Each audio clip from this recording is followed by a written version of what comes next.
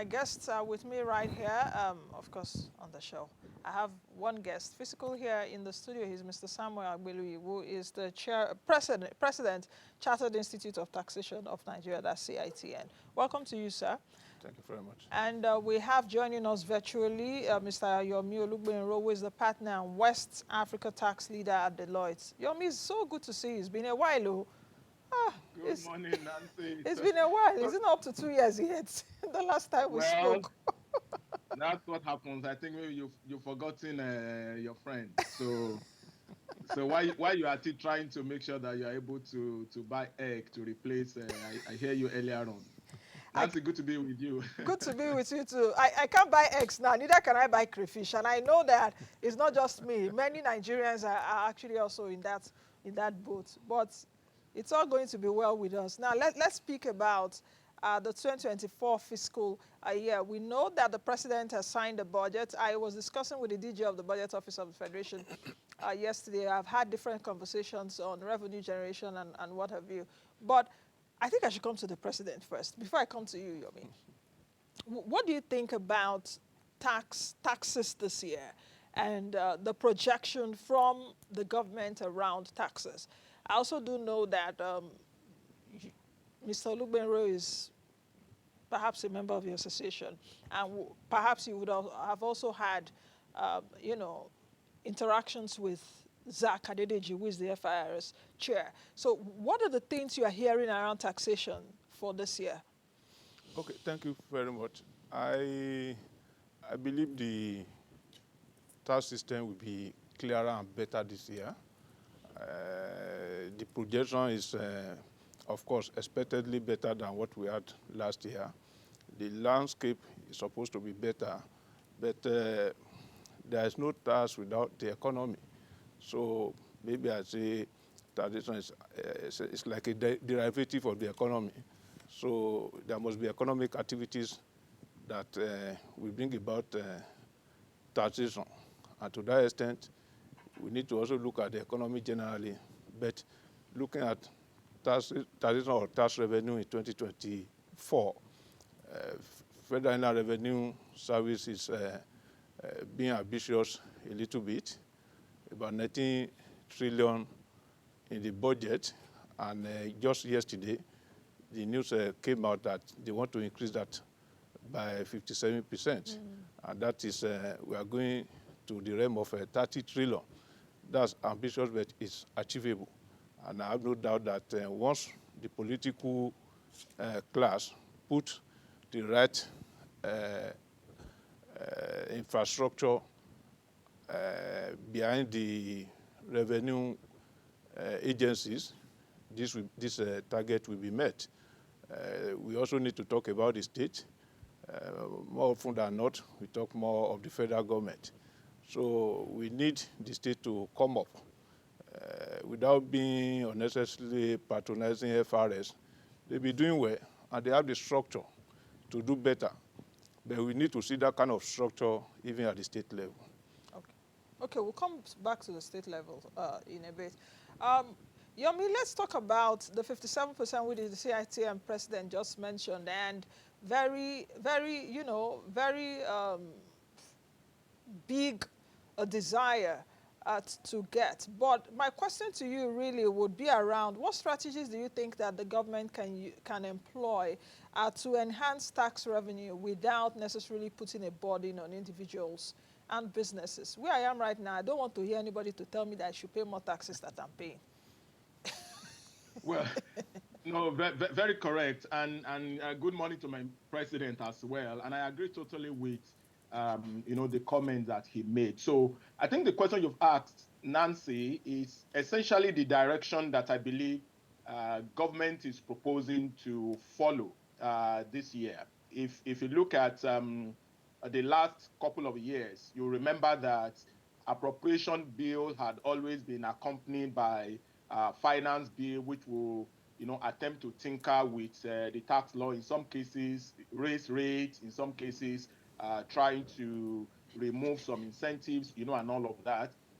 We didn't have that this year because the posturing of government is that it intends to increase the yield from the existing revenue taxes. In fact, the overall direction is to actually do a lot more of consolidation, so that rather than pay so many tax types, this number of taxes are consolidated, and you will have had quite a lot of that from the Presidential Tax Reform Committee that's been talking about how we really, really want to go very bold. So what the government is doing, I think the amount the federal government had incorporated in the number that the president mentioned is around 3.52 trillion of non-oil tax revenue in the Appropriation Act.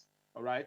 Now, but there's no new taxes that is coming in. So what that really means is that the focus is on how do we reform tax administration, and I think that talks to the question that you're talking about. So how do we reform the tax system so that we can increase the yield, right? How do we widen the tax base?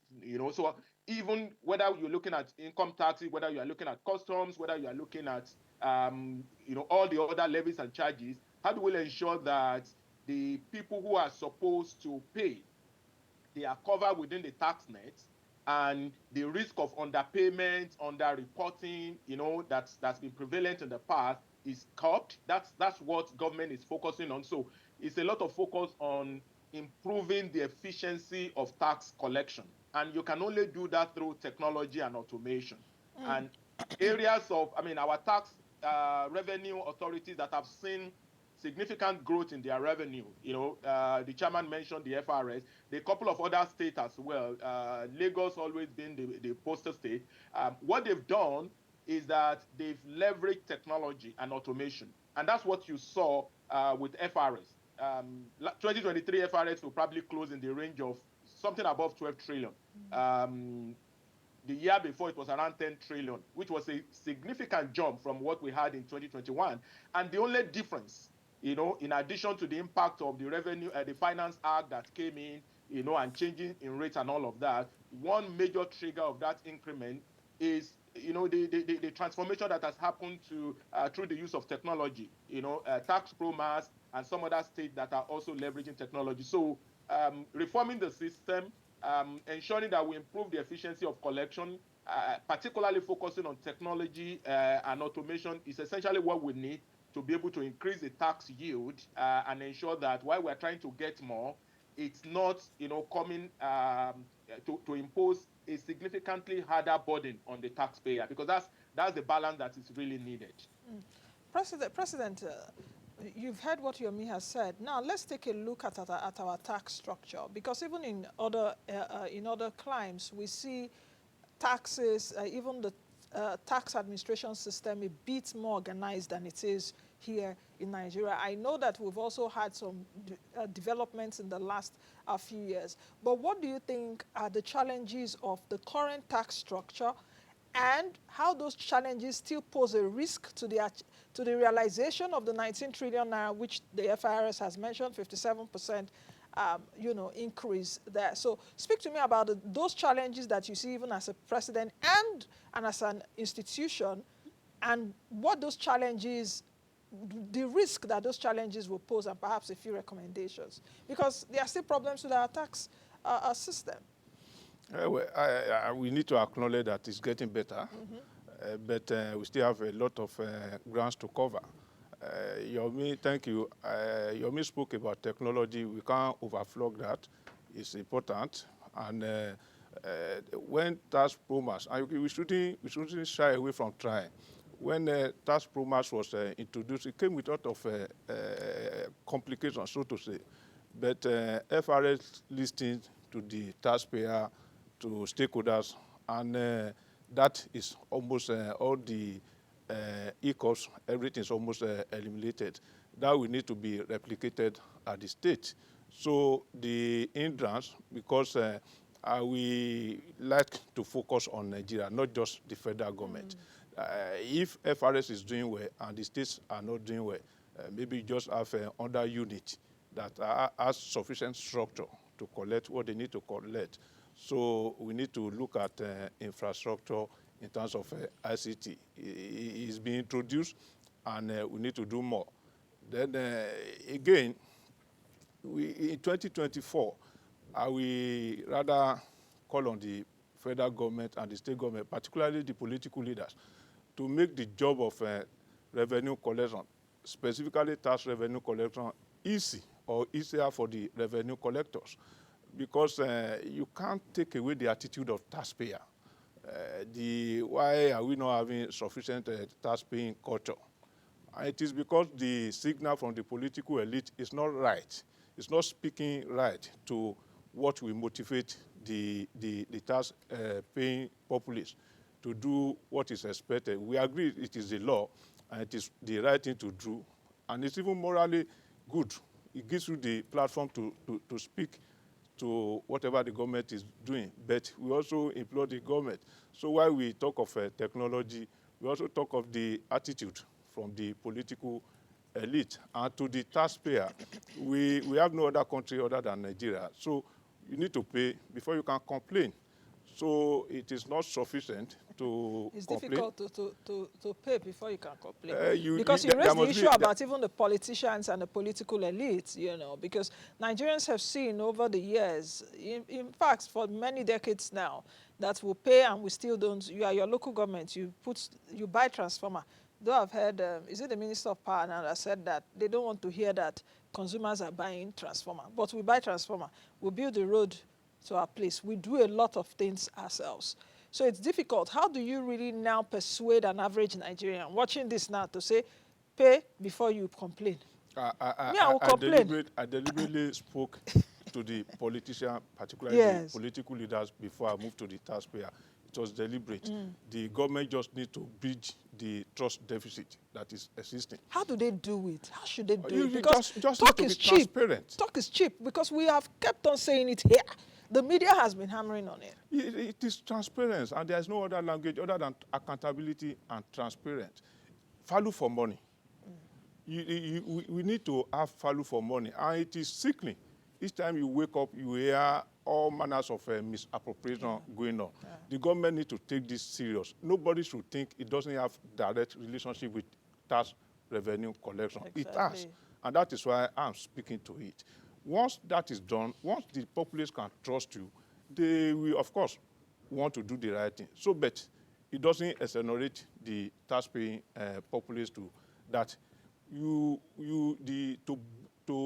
encourage your speaking ability, advocacy ability, you also need to do the right thing.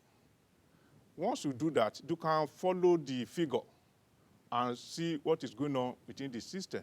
And I have no doubt in my mind, Yomi talked about the Finance Act. It is so essential. It has helped the system. It has brought a lot of clarity to the system before now. But I guess the government is looking at the work of the Presidential Committee because that's a major step that we help shape the tax system in the country in 2024. So I'm just thinking that possibly the government is waiting for the report. The mandate given to that committee is to submit report in the first 3 months, 6 months, and 1 year. So the 6 months is almost due. So possibly we'll be seeing some remarkable changes, and maybe this will take place of the Finance Act, if it will. That's what I also suspect. So you're saying because of the Presidential Committee, because I wanted to ask that question, on tax reforms, perhaps that's why we didn't see a Finance Act 2020. I'm just suspecting. Yes, because we've seen it at least in the last few years since President Buhari. Yomi, let me ask you the question around this issue, which is about tax evasion. And I know for those of you in the tax system, we know that a lot of companies as well as individuals evade taxes. How can the government address the issue of tax evasion, and what measures can be taken to ensure compliance this year? There's the issue of tax evasion. There's also the issue of not paying adequate taxes. For example, if I'm being told to pay 100,000 naira as my taxes, I would, one way or the other, want to circumvent the system to pay 30,000 or 50K. I've forgotten the word that is directly used for that. You have tax evasion and, but you understand what I'm trying to say. So how do you, yes, tax avoidance, yes. So how do you ensure measures to control tax evasion, tax avoidance. Then thirdly, I also know that the FIRS has started, at least towards the end of last year, I personally got a call from the FIRS concerning my company as regarding tax audit, to audit. So I know that you would have also had clients, that might have complained to you that FIRS is trying to check perhaps what I've been paying, if I've been paying adequately. So I want you to speak about tax evasion, tax avoidance, and tax audit. All right. So Nancy, so I think many of our problems are actually very interlinked. And some of the reforms that we all speak about every now and then will solve quite a number of issues. So if we talk about taxpayers underpaying or completely, evading or doing aggressive tax planning to pay the least they could pay, there are inhibitions that are there within our system that tend to make this easy. All right. So one of them, for example, is the fact that the system is very fragmented. And the number of tax items, the number of tax types that the agencies that are charged with the revenue collection work, the number of tax they need to chase, it can be a bit daunting. And when you do that, leave room for certain things to slip under, because at the end of the day, there is a chance that you just focus on certain item or just focus on a few individual. All right. So consolidating the number of taxes. I don't know whether you can still hear me. I Yes, think. I can hear you. I'm with you. We can hear All you. right. Yes. So, all right. So consolidating the number of taxes and helping to remove the fragmentation. It's one critical step, because what you will have done is that there are few number. You don't have all of the resources and the manpower to chase, as many people, as are there that are liable to pay taxes. So consolidate the number of taxes, consolidate the number of agencies as well, and you can introduce some bit of efficiency. So the people to be chased and the number of items to be asking them to report on is minimized. Now, the other issue is around the technology, which I spoke to earlier on. With the number of, taxpayer that should potentially be within the net, there's just so much that can be done unless you are running on the back of technology. Now, using technology isn't just about making sure that they could file online, but it's also about linking all the intelligences that technology avails you. So going to be a lot of focus on data. There's going to be a lot of focus on making sure that your income sources and the flow of fund and the flow of revenue is linked at the back end. You can't do that manually. So all that the government is doing also in terms of banking penetration, and all of that, it's all part of it, because the more manual the system remain, the more difficult it will be for government and for the revenue agencies to be able to do that. The other aspect is around legislations and regulations.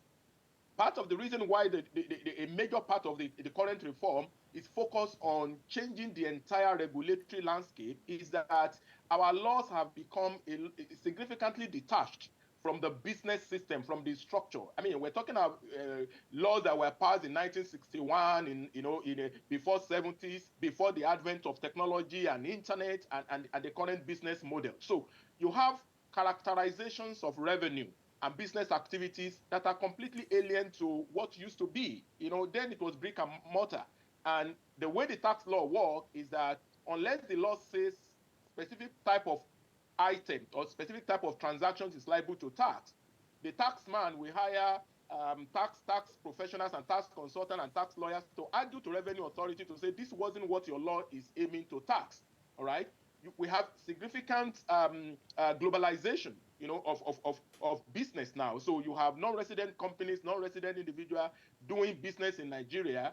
Those were the models that were not, previously recognized. And I mean, Finance Act have made attempt to try to capture as much as possible, but it's not really very holistic. So making sure that we reform and we review, revise completely. It's actually repealing and replacing. That's actually what the committee is proposing, and that's what we're actually championing. That it's repealing many of these outdated legislation and promulgating new set of law that will be in tune, with new business reality. So we need to do this to be able to outsmart, those who want to be smart, because it's a known rule and it's a known law everywhere in the world. if you put an obligation to pay taxes on anyone, he will use every legal and smart means to try to run around it. So it is a law that needs to be as effective and as sharp as possible to make sure that there's just minimal room for you to maneuver. And then the last one around tax morale. I think the president touched on it earlier. So this thing is a social contract. You know, the taxpayer needs to see that government is deliberate about easing the burden. Government is deliberate about not only collecting revenue, but recognizing the fact that there's an interlink between the ease of doing business and how much, you know, the bottom line is before I can pay taxes. And then more importantly, even the judicious utilization of that revenue. So there are many levers that we need to be pulling simultaneously, and there won't be one master stroke that can only do it. But I think there's a lot of expectation on the reform that is expected from the Presidential Tax Reform Committee, and we're trusting that that's going to be a game changer, because many of the issues that we have all been talking about, from fragmentation to outdated law to how do we reform our revenue administration system, and all of that. So many of that are elements that the Reform Committee is focusing on. So it's a game changer that we are all trusting will change the landscape in 2024. Okay, President, how does the informal sector formally contribute to taxation? Because if you take a look at the business structure in Nigeria, the informal sector contributes about 88% of jobs and 98% of employment. So how does the informal sector contribute to taxation? And what steps do you think can be used to formalize as well as increase revenue? Because what we've seen now is the Omoniles and co, you are going, they're asking you for 50 naira there and all of that and all of that. So how do we formally, bring in the informal sector without overburdening them too? That is one. Then number two, President, also is around the issue of digital businesses. I don't know if you've also had interactions with Zach Adediji, and if he has spoken to you as an association about digital businesses, how perhaps we can also get revenues from digital businesses without, without being so much too high-handed on them, because we know that Nigerians, a lot of Nigerians do businesses online, and if you tell them to pay taxes now, voila, we just bust. But that is another sector that we need to look at. So how do you think we can do that? Very quickly, President. Okay, thank you very much. I'm happy about the informal sector, and the government needs to be deliberate about this. You may talk about everything interlinked, and that is the truth. We can't just project a policy today and tomorrow we bring in another one, and once you bring in another one, you forget what you brought out yesterday. The cashless economy is so important to whatever we are doing in this country. And if we want to show efficiency and stay focused, we can do a lot about cashless economy within 6 months. The news I had the last time was about we have over 100 million people whose data has been synchronized now. So that's a major step going forward. So technology, we do a lot in this regard, and cashless economy, bringing everybody. The government can use the power that it has, but you just need to show the way. So once we do a lot around the cashless economy, everybody brings is into the banking system. Of course, the Federal Inland Revenue Service and even the various state internal revenue services have the technology to capture people looking at their transaction, and the training, the competence is not lacking at all to do that. So it is not enough. The Naira redesign sort of gave the cashless economy a bad name, but the government needs to fine-tune and focus. You don't go to any civilized environment and you still keep on carrying cash everywhere. And it is wrong to feel that some of the people playing in the informal sector are small players. They do a lot of businesses. I don't want to go into details, whereby a 10 by 10 shop in some places across the country are doing business running into billion on weekly basis. Those are not the people you keep out of the tax net, because they also benefit from the infrastructure in the country. So that is clear. Okay. A cashless economy will do a lot of magic while we also improve on our technology. talking about the Digital business. digital business, this is critical. And the government also need, the infrastructure is there. And all we need to do is to ensure that we stay focused and do the right thing. Particularly, there are a lot of Nigerians who are working for companies based outside the jurisdiction of the country. So they are contributing to the economy of those countries. And of course, they earn their income here. So they need to pay. But the various state, because that is within the purview of personal income tax. So the state government also need to up their games. Okay. Yomi, let me come back to you and ask you this question around the feasibility of tax revenue this year.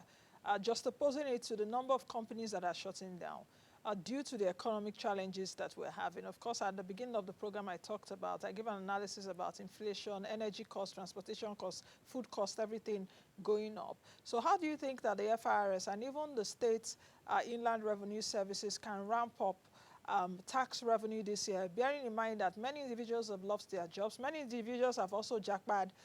The big folks, the big companies, even in Nigeria, some of them are closing down. Some of them are right-sizing. That is one. So within that context, how can the tax revenue be ramped up this year? Bearing in mind that Mr. President also wants to get a $1 trillion economy in the next few years. That is one. The second question, too, is around the global shift towards sustainable practices. The federal government and the delegation just came back from Dubai from the climate summit. How do you think that we can incorporate even environmental taxes or incentives that can promote eco-friendly initiatives? Then I think I have a third question for you too, which is that of, sorry Yomi, that of double taxation. I'm trying to put in everything because I see we have about 2-3 minutes to go to ensure that we do not have issues of double taxation, and in Nigeria that we have fair and an equitable tax system, because even the billionaires amongst us